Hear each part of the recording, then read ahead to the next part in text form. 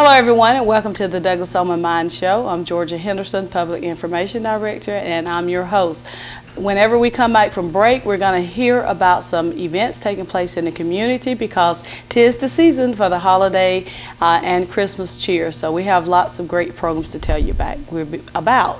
We'll be back right after this break.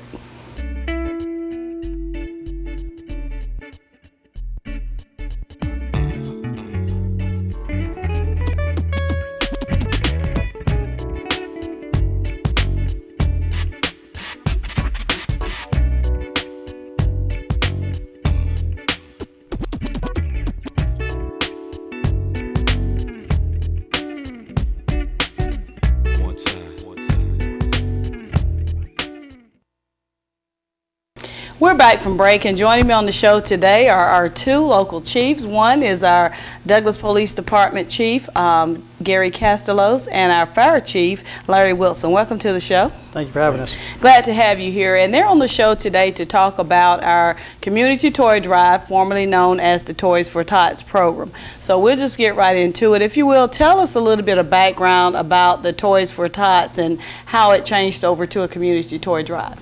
Okay, previously in the past, Toys for Tots was sponsoring us. They would come down, they would give us, pretty much all the toys we needed.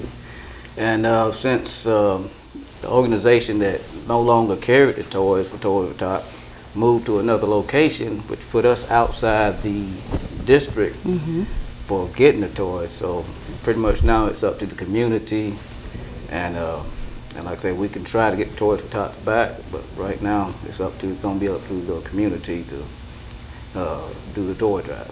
Chief Castellos, if you would, talk to us some about the need that you see from the community for the boys and girls having toys, and what age group you all try to service.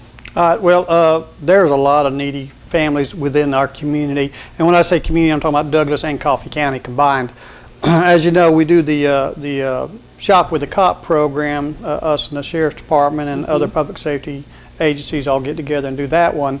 But that's just a drop in the bucket. They literally turn away hundreds and hundreds of kids every year because they just cannot do enough to get to every child that's out there. So there's definitely a need here within our community to at least try to touch most of the children within our community that probably are not going to receive a Christmas gift this year. And so there's a big impact there that we can make a difference in their lives and maybe put a smile on their faces. Primarily we're looking up to about the 12-year-old age group, trying to get gifts from them. I mean, we do have several families that have older children. But the bulk of the families that are inquiring and that we're trying to build a list up are from the 1 to 12-year age range. Okay. I know this weekend kicked off our first annual Community Thanksgiving Spectacular, which was a kickoff to the Toy Drive, was a part of the program. How did that go? Did you receive a good little bit of toys, or?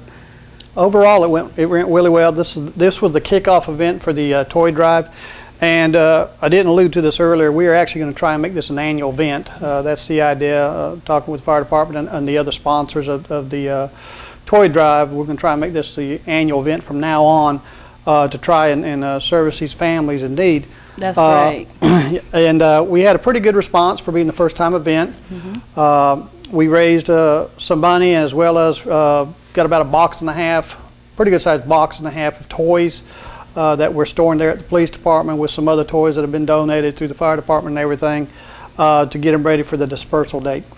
I know that, like you say, you mentioned some of the partners, and I'm going to put on my little readers here so I can read some of them, because I've sat in on some of the meetings with you all, and the Coffee County Sheriff Department, the CSRA Probation Office, the Douglas Fire Department, State Patrol, Salvation Army, and Southwire. All of those partners have been involved, and even though you all collected toys this weekend, part of the spectacular was that people can also give a monetary donation.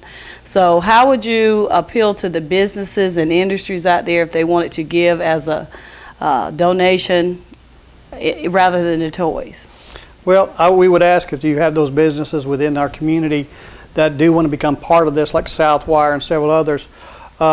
is if you want to take a collection up from your employees or provide funds from your business to, you can write a check, bring that to your office here. There is accounts set up strictly for this toy drive. All the money that goes in it gets spent directly for these toys. And they can drop that money off to you here at the Ashley Slater House at your office, and you'll take care of that and give them a receipt and everything. And we would appreciate any sponsorship. I mean, it takes a lot of money No to amount get is these too toys. small. No, there's not. And when you go to try and buy toys, it adds up quick. And we've already got a list of about 300 kids already, Okay. tentatively. And it's going to be tough to fill that many, but we're hoping the community will come step on board and make some donations and drop off toys at the drop-off locations I'm going to mention shortly. Okay. Chief Wilson, talk to us about the screening process. If there are some families or individuals out there listening and say, well, I need to get my name on the list because of my children, how would they do that? Well, right now, all we're doing is like from ages 1 to 12. I mean, there's not really a screening process. All we're just looking for actual need of toys. Anybody that's, can't afford toys or whatever. Okay. Yeah. And if they want to sign up, who should they call? You could call the Douglas Fire Department at 384-4815. Okay. And she'll put you on the list, and we'll try to get them some toys. Okay. And I know you all can't make a guarantee that you'll get everyone on the list, and that's why you're here today, to appeal to the community to get that support so you can reach as many as you can. So, Chief, tell us about some of the upcoming, Chief Castelos, upcoming events that you have planned to continue on with the community toy drive. Okay, well, we are currently setting up drop-off boxes. We got one at the police department in our lobby. We're going to be dropping one off at the main fire department on Cherry Street, as well as we're going to try and get one at City Hall. That's correct. So that families, citizens can drop unwrapped, do gift off in that box. We will be collecting them up until December the 15th, I believe it is. I think it's the 15th. 16th, Right. okay. December 16th is the cutoff date for us collecting toys. Dispersing date will be on the 17th. Those families will be notified by the committee to be there to pick up the toys and everything. We are also going to be at Walmart and Kmart this Saturday, the 26th, as well as December 3rd. Police department and fire department will be at Kmart and Walmart trying to collect toys. We will be at this weekend from noon to 7 p.m. Okay. And December 3rd from noon to 5, we will be there. We have to cut that day short because it's Christmas parade day. That's correct. So those are the dates we're going to be out there and the times. And like I said, they can also come by the police department, fire department, city hall, and drop off a gift there. And we would appreciate any toys that are dropped off or any donations. All right. Well, we commend you and all the great partners for coming together to truly make this a Douglas and Coffee County and community-wide event. Any other comments about the Toys for Tot, Community Toy Drive before we leave today? Well, I'd just like to go ahead and say in advance, thank you for all those that have participated. Thank you for those that showed up this past Saturday for the spectacular and the tree lighting. It was a great ceremony. It really was. We hope to build on that every year. That's kind of our kickoff drive. And I just want to thank those in advance. Let's try to make a difference in a child's life this year and provide a toy. And if you don't have time to go shopping, you drop off the money here. No amount's too small. Georgia and her staff will take the money from you and put it to good use on buying these toys. And let's try to make every child have a happy and Merry Christmas this year. All right. Well, Chief Wilson, Chief Castelos, thank you so much for being here today. Thank you for having us. We'll be back with more Douglas on My Mind right after this break.